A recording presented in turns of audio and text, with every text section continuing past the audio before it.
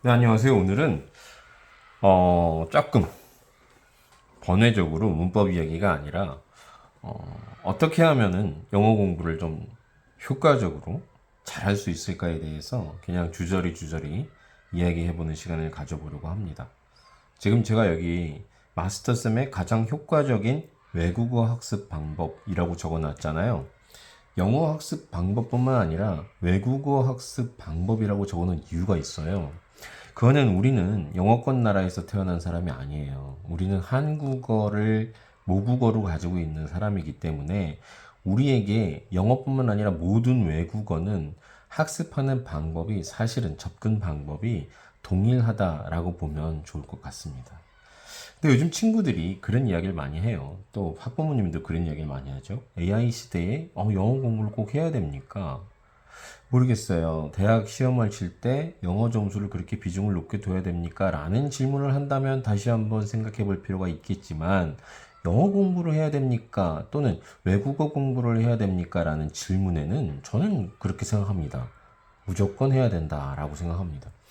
혹시 여러분들은 해외여행 갈 때 패키지 여행을 선호하십니까? 아니면 그냥 자유여행, 뭐 쉽게 얘기하면 뚜벅이 여행을 선호하십니까? 저는 극도로 패키지 여행을 싫어해요.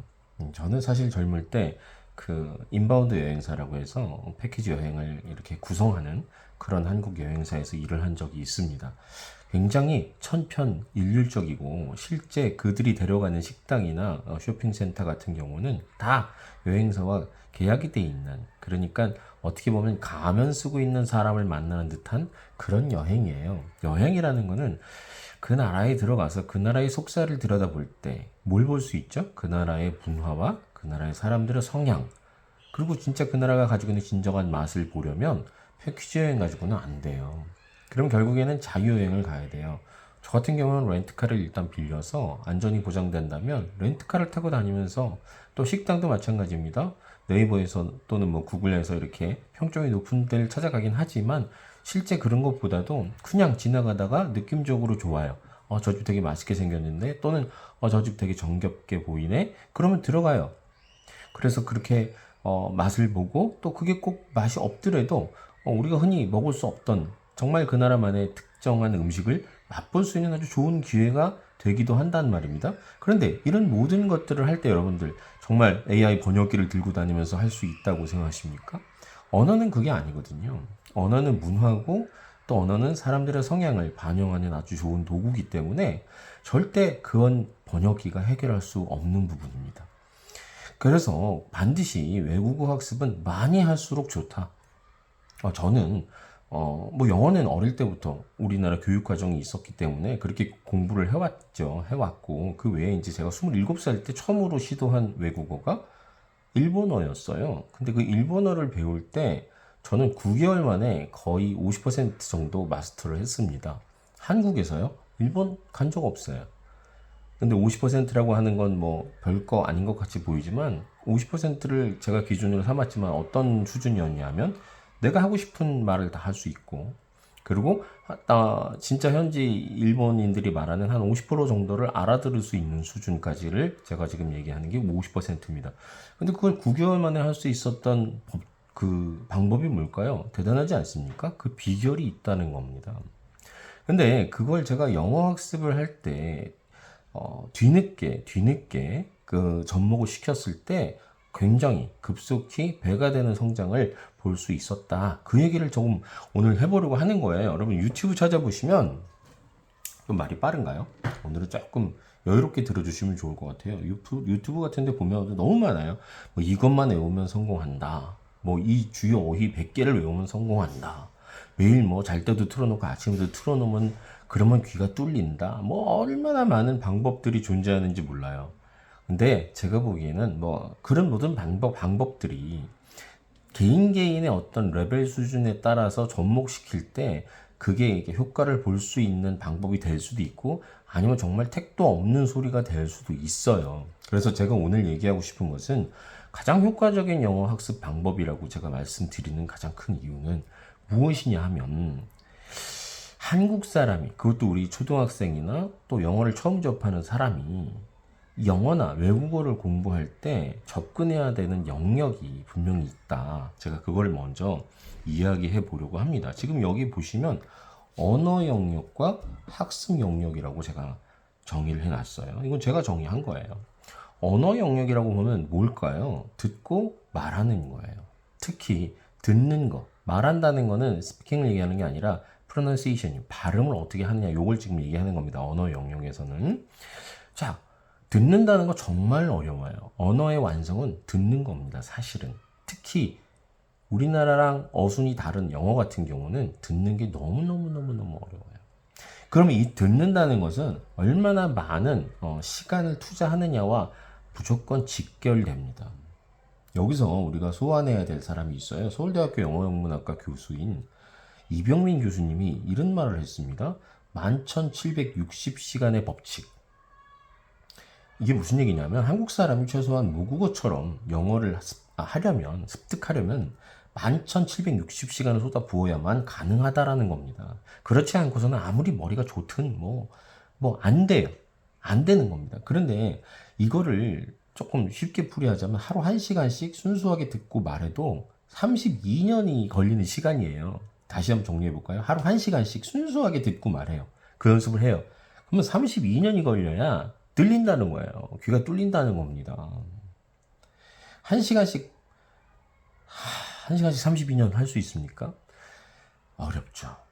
그거는 조금 어떻게 보면 높은 수준의 영어 습득의 레벨을 기준으로 볼 수 있겠죠. 그거를 할 수 있을까요? 참 어려운 얘기입니다.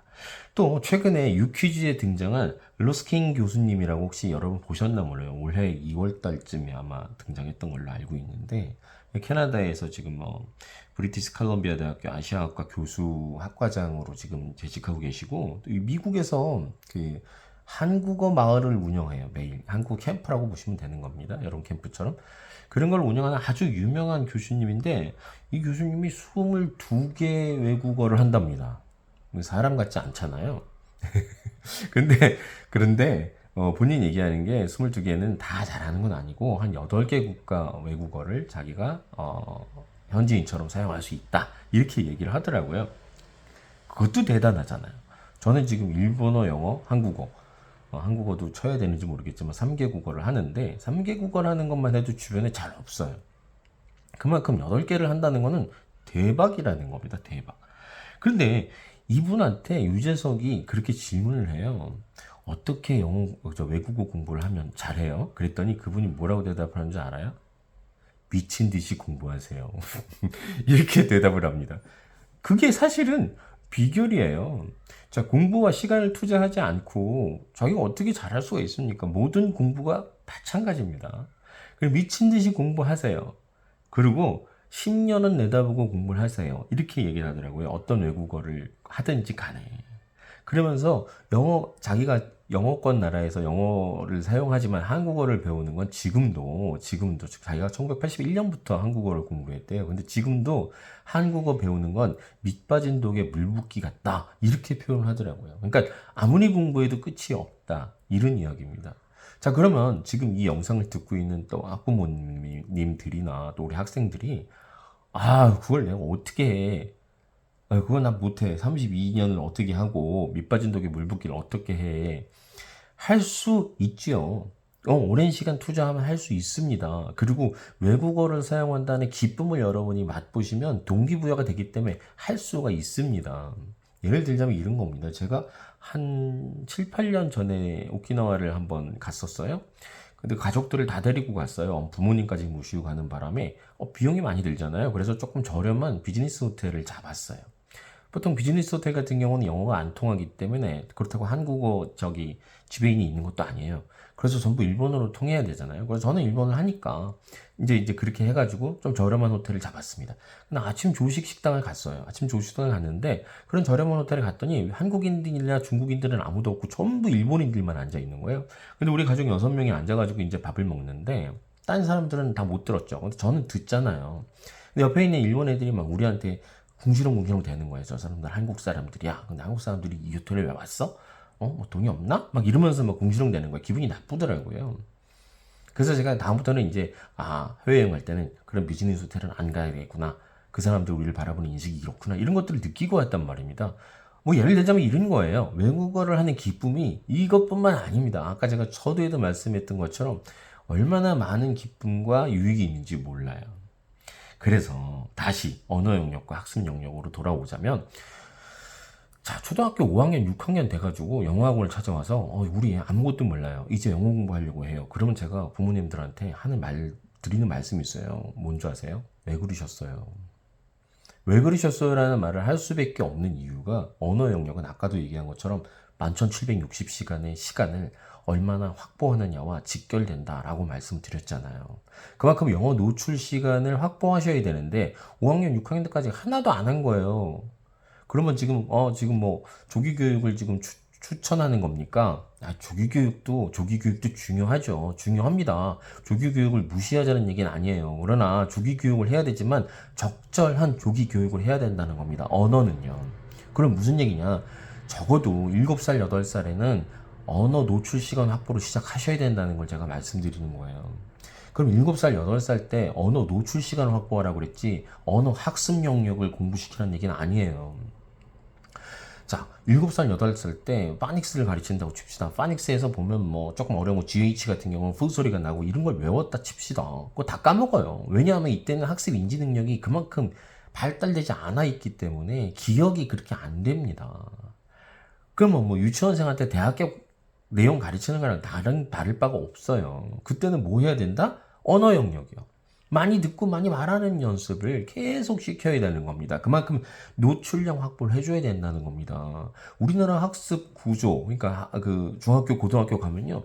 여러분 뭐 모르겠어요. 고등학생만 돼도 공부할 틈 없어요. 너무 할 게 너무 많아요. 언어 영역 뭐 듣고 앉았고 말하고 앉았고 언제 그럴 시간이 있습니까? 그럴 시간 없습니다. 아니, 미국 같으면 상관없어요. 평생 영어에 노출되니까. 한국어는 아니란 말입니다. 한국이란 상황은. 그러면 그 노출 시간을 확보할 수 있는 시간이 언제입니까? 적어도 5살, 6살. 그때부터. 적어도 4학년 때까지입니다. 5학년만 돼도 그럴 시간 없어요. 5학년만 돼도 학교에서 뭘 가르칩니까? 지금 6학년 교과서에 뭐가 나오는지 알아요? 초상급, 비교급, 운문사의 활용, 이런 게 나와요. 어렵죠. 어렵습니다. 그때 뭐 듣고 앉았고 언제 그 다른 공부는 안 해요. 그럼 수학 공부도 해야 되고, 역사 공부도 해야 되고, 사회 공부도 해야 되고, 과학 공부도 해야 되고 할 게 얼마나 많은데. 그래서 제가 말씀드리는 거예요. 언어 영역은 노출 시간과 비례하기 때문에 빨리 시작할수록 좋다라는 겁니다. 그리고 꾸준한 노출 시간이 매우 중요하다라는 걸 말씀드리는 겁니다. 그러면 학습 영역은 언제부터 시작하느냐? 제가 가르쳐 본 경력으로 봤을 때는 아이들의 학습 인지 능력, 즉 기억에 남는 장기 기억이 형성되는 시기는 물론 사람마다 다 틀려요. 다 다르지만 평균적으로 봤을 때 초등학교 5학년 수준이에요. 초등학교 5학년 정도 인지 능력이 됐을 때 학교에서 학습을 하는 방법을 배웠을 때 가르친 걸 잘 잊어먹지 않습니다. 그래서 제가 추천하는 학습 영역, 예를 들자면 문법의 시작, 또는 단어를 스펠링을 외우는 것, 또는 어휘를 연습하는 것은 초등학교 5학년 정도부터 시작한 아이와 초등학교 1학년 때쯤 시작한 아이가 열심히만 하면 1년 지나면 똑같아져요. 무슨 얘기인지 아세요? 그러니까 초등학교 1학년 때 막 얘가 에머리즈를 알아. 와, 뭐 이마트 갔더니 막 프레쉬를 막 읽어. 저 신선 채소야 막 이랬다. 너무 좋아하지 마세요. 그거 그렇게 중요한 거 아니에요. 그건 5학년, 6학년 때 10분이면 다 알아요. 10분이면. 그게 중요한 게 아닌데 부모님들이 자기 거기 속아요. 1학년부터 5학년 전까지는 될 수 있으면 언어 영역에 많은 시간을 할애하라는 겁니다. 아까 얘기했죠. 듣고 말하는 시간, 노출 시간이요. 그때 조금 못 읽어도 돼요.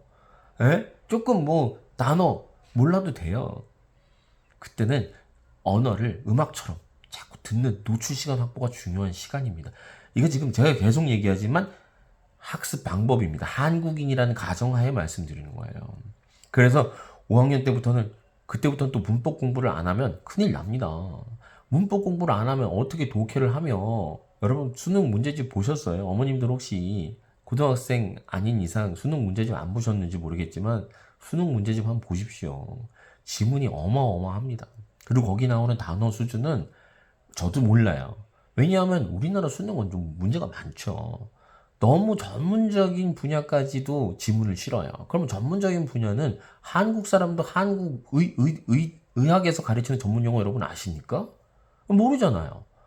그런 것과 동일합니다. 그래서 고등학교 가면은 진짜 어마어마한 단어를 외워야 되고 정말 할 시간이 없어요. 다른 공부도 해야 되고. 그래서 제가 정리하자면 언어 영역은 노출 시간, 학습 영역은 인지 능력이 생겼을 때부터 집중해야 된다. 그래서 뭐다? 언어 영역은 빠를수록 좋다. 학습 영역은 5학년 정도에서 시작해도 충분하다. 자, 그럼 그 다음에 문법 학습과 단어 어휘 학습에 대해서 한번 설명을 해볼까요? 자, 제가 이렇게 상담을 해보면 어머님들이 그런 질문을 많이 해요. 아, 뭐 영어, 뭐 말도 못하는 영어가 진짜 영어인가요? 막 이렇게 얘기하시는 분도 계시고, 또 어떤 분들은 말 못하면 뭐합니까? 우리가 외국 가서 살 것도 아닌데 학교 문제 잘 맞추면 되죠. 문제 맞추는 법이나 가르쳐 주세요. 이 두 가지 패턴으로 딱 구분이 되시는데 둘 다 틀렸어요. 둘 다 틀렸습니다. 우리가 언어를 공부하는 이유는 아까도 드린 것처럼 언어를 쓸 때 그 기쁨을 맛보려고 하는 거지. 그렇지만 또 학교에서 점수 맞추는 거 물론 중요하죠. 이것도 무조건 중요합니다. 그래서 그 아시는지 모르겠는데 고등학교 영어학원을 가면요 하루 종일 시간 내내 문법 맞추는 문제 맞추는 법을 가르치지 진짜 언어를 가르치지는 않아요. 그걸 알고 계셔야 돼요. 근데 그게 그럼 틀렸냐? 아니요, 아니요. 중요합니다. 왜? 그걸로 평가를 받고 그걸로 대학을 가니까요. 중요하죠. 그걸 제가 지금 무시하는 건 아닙니다. 그러니까 무슨 얘기입니까? 문법 학습을 해야 된다라는 얘기입니다. 근데 문법 학습을 그럼 어떻게 해야 되느냐? 문제 맞추는 문법 학습하면 안 된답니다. 처음에는요. 자, 왜? 아까 말씀드린 영어를 사용하는 기쁨도 우리가 맛봐야 되고 진짜 영어를 사용할 줄도 알아야 되기 때문이에요. 그러면 문법 학습을 어떻게 하느냐? 자, 영어든 일본어든 뭐 스페인어든 다 마찬가지입니다. 모든 것은요, 건축을 할 때 사용되는 재료처럼 다 재료들이 있어요. 예를 들자면, 언어는 블럭이에요, 블럭. A 블럭, B 블럭, C 블럭, D 블럭, 다 그 블럭마다 가지고 있는 고유의 기능들이 있단 말입니다. 그러면 그 블럭이 이 정체가 뭔지를 알아야 그 다음부터 블럭을 쌓아나가요. 그렇지 않습니까? 우리도 뭐 초등학교 갈 때까지는 그 블록 공부를 안 해요. 계속 듣고 계속 말해요. 자연스럽게. 그게 아까 말씀드린 언어 영역 얘기하는 겁니다. 근데 초등학교 가면서부터는 그 블록들을 공부하는 겁니다. 국어도 마찬가지잖아요. 명사는 뭐고 동사는 뭐고 부사는 뭐고 막 그 블록들을 가르쳐요. 그러면서 그 블록들의 의미를 잘 이해한 아이는 훌륭한 문장을 만들어내고 또 그런 문장을 잘 이해할 수가 있습니다. 근데 요즘 친구들 보면 금일 그러면요. 오늘 목요일인데 왜 금요일이라 그래요? 막 이런 질문을 해요. 그만큼 단어를 또 모르면 안 된다는 겁니다. 그러면 문법 학습은 블럭이고 단어 어휘 학습은 그 블럭을 어떻게 더 범위를 넓히느냐의 영역이다. 이렇게 이해하시면 됩니다. 그래서 가장 효과적인 외국어 학습 방법은 한국 사람이 외국어를 배울 때는 아까 말씀드린 언어 영역은 충분한 노출 시간을 가지시되 학습 영역에 집중할 필요가 있다라는 겁니다. 그럼 학습 영역은 뭐부터 시작하느냐? 문법이요. 영어는요, 팔품사와 문장의 구성 요소, 네 가지 구성 요소로 다 만들어지는 겁니다. 아주 기본이 그 팔품사가 각각 무슨 역할을 하며 그걸 가지고 문장의 구성 요소를 사용할 때 이 구성 요소는 이 품사가 사용되고 이렇게 이용이 되는구나 라는 걸 알면 그 원리를 알면 그 다음에 뭘 갖다 집어넣어요? 단어하고 어휘를 집어넣으면 끝나는 거예요. 그럼 그 다음부터 그 블록으로 자기가 집을 막 쌓아요. 어떨 때는 3층짜리 집 쌓고 어떨 때는 1층짜리 평평한 집을 쌓고 그건 자기가 하는 겁니다. 그거는 이제 자기가 하는 거예요. 근데 그런 블럭이 무슨 역할을 하는지 구조가 어떻게 되는지를 모르고 공부를 하니 맨날 첫날 공부해도 나는 왜 영어가 안 될까? 아니 무슨 나는 초등학교 6학년 고등학교까지 12년을 영어 공부를 했는데 왜 나는 말을 못할까? 뭐 이러는 거예요. 실제 어른들한테 특히 대학생들한테 물어보면 I am a boy 할 때요. I am a boy 할 때 어를 왜 붙여? 그럼 물으면 잘 몰라요. I am boy 그러면 안 돼? 이런 친구도 있어요. 그럼 외국인한테 I am boy 그러면 못 알아들을까요? 들을 수 있어요. 누가 들어도 나는 소년이다 라고 얘기하는 거거든요. 그럼 어는 왜 쓰는지 알아야 될 거 아닙니까? 그리고 또 I am 할 때 am이 무슨 뜻이야? 라고 질문하면 잘 몰라요. I am a boy는 아는데 물론 그게 중요하냐? 한국인이기 때문에 중요해요. 영어권에서 태어난 친구라면 당연한 겁니다, 그거에. 그러나 한국인은 그걸 가지고 블록을 쌓아 나가야 되기 때문에 각각의 기능들을 아는 건 매우 중요하다라는 겁니다. 지금 따라하고 계십니까? I am a boy 할 때 나는 이게 주어잖아요. 그 다음에 영어는 동사가 와요. 그때 am이 그럼 동사구나. 그럼 am은 무슨 뜻이냐? 이다, 있다, 하다라는 뜻입니다. 그럼 이걸 알면 I am a boy. 나는 소년이다 할 때 이다가 am이구나.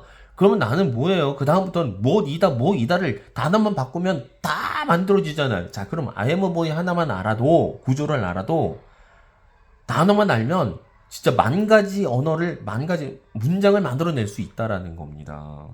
그래서 문법 학습을 분명히 해라. 한국인이라면 효과적으로 공부하려면 뭐 이것만 외우면 된다. 어떤 어휘를 100개를 외워라. 매일 잘 때도 틀어놔. 이런 거 하지 마시고 단단하게 팔품사부터 역할과 문장의 사 구성 요소의 역할을 정확하게 명확하게 인식을 한 후에 그 다음에 형식을 배우고 그 다음에 거기에 단어와 어휘를 집어넣을 수 있다면 그 사람의 언어의 영역은 말로 할 수 없을 만큼 넓어지게 됩니다. 요거는요 학습 영역이고요.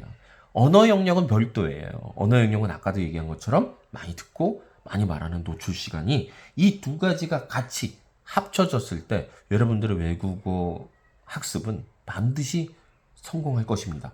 그러니까 모국어처럼 사용하는 게 목표가 돼서는 안 돼요. 그냥 내가 표현하고 싶은 말 표현하고 저 사람이 하는 말을 알아들을 수 있는 정도의 수준까지만 배워도 대박 성공한 겁니다. 그게 얼마나 어려운 수준인지 아십니까? 자, 충분히 이해했을 거라고 생각하고요. 추가로 질문 있으면 댓글 달아주시고 또 부연 설명을 하나만 더 하자면 학부모님들이 오셔서 이런 질문들을 해요. 애를 유학을 좀 보내고 싶어요. 또는 화상 영어 같은 걸 하면 효과가 있을까요? 이런 얘기를 합니다. 그럼 제가 화상 영어 효과 있습니다. 효과가 있는데 화상 영어도 잘 고르셔야 됩니다. 라고 얘기하는 게 화상 영어를 들어가면 문법을 가르치는 화상 영어가 있어요. 사실 그거는 왜 화상 영어로 배웁니까? 학원 가서 배우면 되고 책 보고 배우면 되죠. 그건 아니에요. 화상 영어는 어느 정도 문법 수준이 올라가고 내가 문장을 이해하고 구성할 수 있는 수준이 됐을 때 화상 영어를 하셔야 정말 효과적입니다. 정말 효과적입니다. 그럼 아까 얘기한 언어 영역의 시간을 확보하라고 하셨잖아요, 선생님. 그 언어 영역은 화상 영어로도 채워질 수 있어요. 일정 부분은. 그러나 그거는 아니에요. 그냥 아까도 뭐라 그랬습니까? 언어는 그냥 음악처럼 들을 수 있어야 된다. 그런 얘기를 하는 겁니다. 우리가 솔직히 저도 좀 나이가 있지만 저는 요즘에 아이돌이 부르는 그 한국어 노래들을 들으면 가사를 못 알아듣겠어요.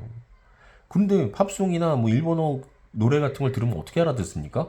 근데 희한하게도 그게 무슨 뜻인지도 모르는데 어릴 때부터 그걸 들은 아이들이 있어요. 막 초등학교 저학년 때부터 들은 아이들. 그리고 지금 초등학생들은 그거 다 알아들어요. 희한하죠?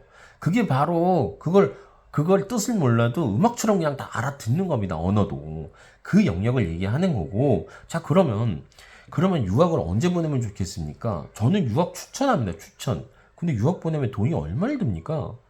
미국에 있는 대학을 보내면 연간 1억 정도를 들은다고 보시면 돼요. 생활비까지 하고 학업비까지. 그 외에 그래서 미국에 우리나라 사람들이 주립대를 많이 가는 게 싸요. 그럼 싸다는 건 주입대가 그만큼 또 수준이 떨어진다는 얘기입니다. 그래서 어쨌든 그것들은 다른 이야기고 유학을 가는 건 좋습니다. 유학을 가는 건 좋은데 막 조기 유학을 가는 친구들이 있는데 조기 유학 간 친구들 대부분 실패하고 돌아와요. 그 왜 그런 줄 아세요? 한국 사람이기 때문입니다. 아까도 제가 얘기한 것처럼 툴을 몰라요. 아직 내가 문법 학습이 제대로 안 돼 있고 아직 툴을 내가 지금 정립이 안 돼 있는데 가면 들어오는 게 인풋이 100% 노출을 해도 10% 들어올까 말까예요. 그러니까 시간만 보내고 돈만 낭비하고 들어와서 결국엔 다시 한국 학교 다시 나와서 다시 수능 공부해가지고 남들보다 2년 3년 늦게 대학 가는 아이들이 수두룩합니다. 그럼 제가 하고 싶은 말은 뭐냐?